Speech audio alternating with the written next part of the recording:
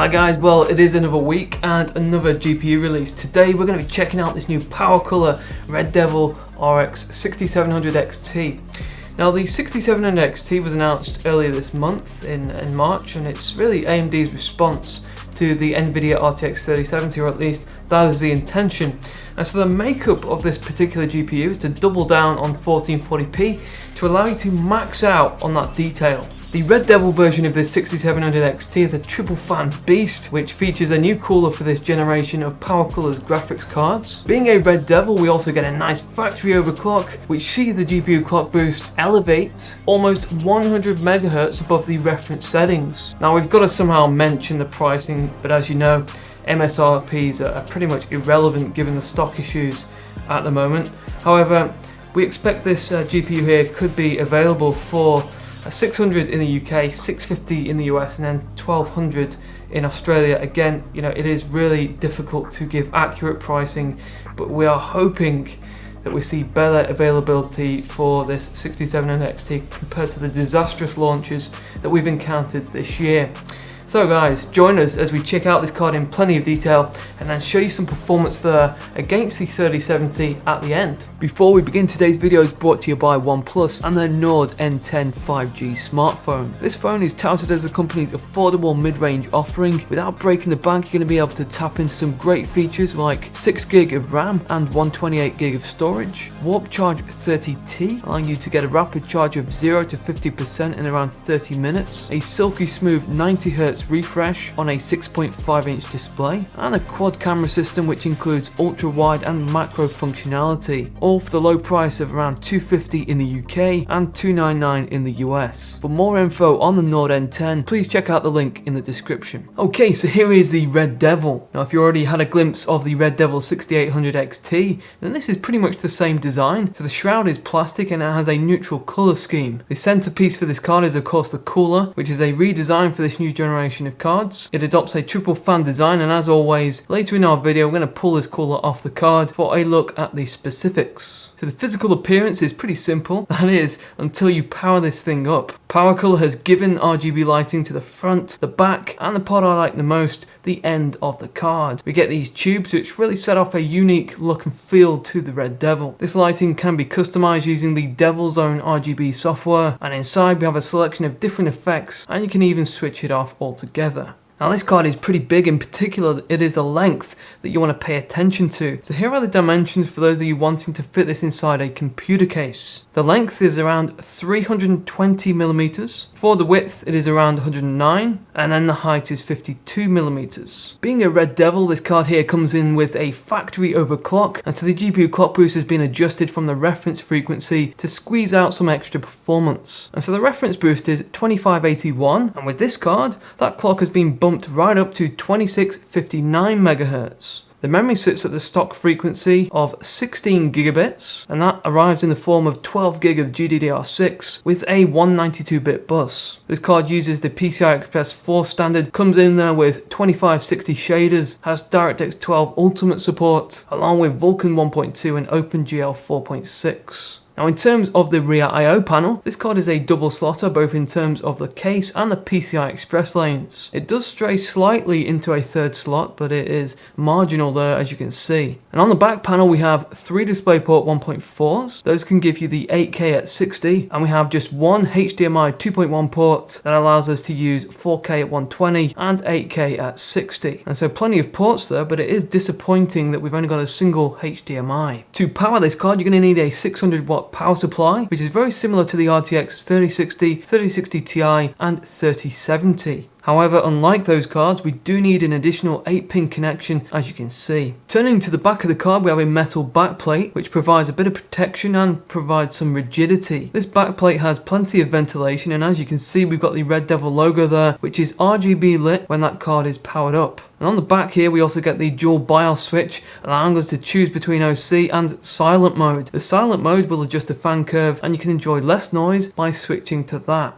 Alrighty, well we've detached that new cooler off the Red Devil, and so we can delve into the inner workings. And so we have two 100mm fans and a single 90mm. All three have double ball bearings for longevity. And all fans have the mute fan technology, which is essentially PowerColor's 0 decibel feature, meaning they'll stop spinning when the GPU is under 60 degrees. Underneath those fans we have a huge double heatsink which has 7 copper heat pipes. PowerColor has also given this heatsink a copper base plate which has direct touch for the heat transfer, and that includes the VRAM coverage as well. One thing I do want to point out is the fact that the thermal pads there are crumbling away, possibly pointing to poor quality. They should have stayed intact when I removed that heatsink. If you stick around to the end of the video, we're going to see how effective this cooler is. And with that cooler off the card, we also get access to the board itself. Red Devil here comes in with a 16-phase design, and as with all Red Devil cards, this one uses the Platinum Power Kit, which includes DRMOS and high-quality caps.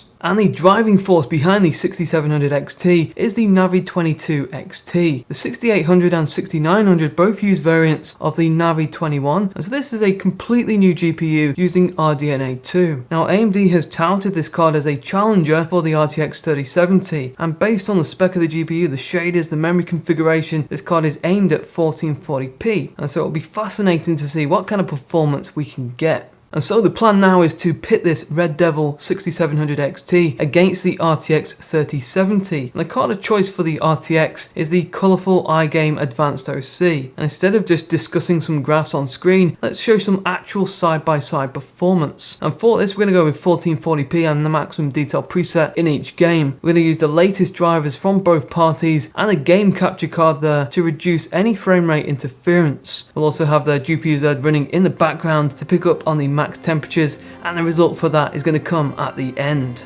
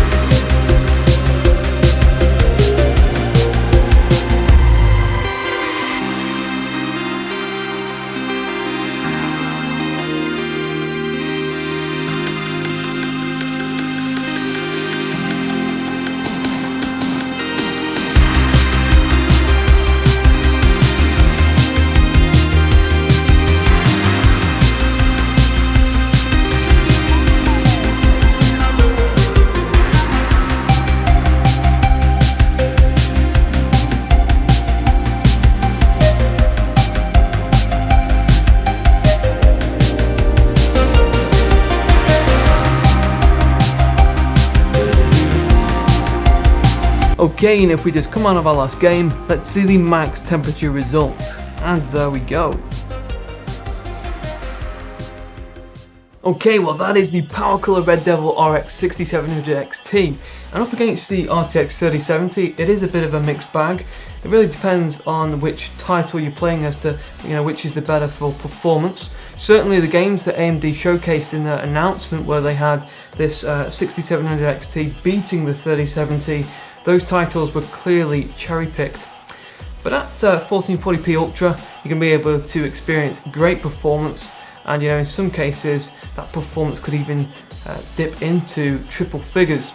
At 1080p, ray tracing is going to be even more feasible, and it's a good option really if you're using a high refresh display. PowerColor's efforts in the Red Devil are fantastic. Not only does this card have an excellent design, which I know is subjective, but the styling and of course the RGB lighting is completely different to anything else. It's going to look great rotated in a case. The cooler is also very capable. It'll keep those temperatures in the low 60s under load, and it shouldn't stray outside of 42 decibels as we report in our web review. So this is a good card, but arriving at a decision is going to come down to availability and pricing, both of which, your guess is as good as mine.